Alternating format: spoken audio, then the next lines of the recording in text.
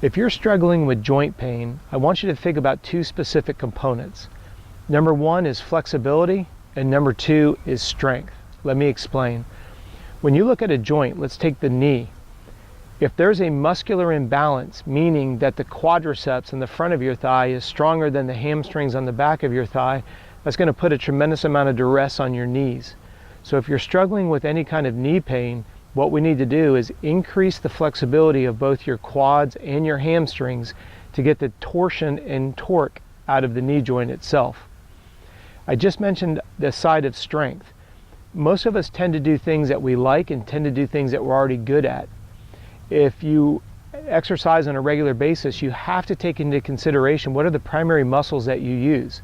If you're a cyclist, you use predominantly quads and hamstrings and glute muscles. Those are your thighs, your hamstrings, and your butt muscles.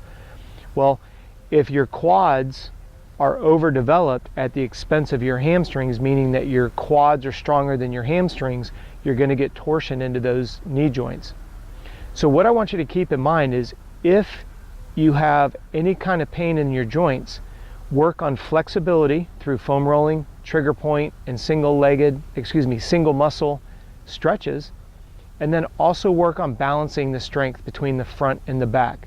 So for example, if you're having shoulder issues, think about the balance of flexibility and strength of your chest and the muscles in your back. If you're having problems in your elbows, think about the muscle balance and flexibility between your biceps and your triceps.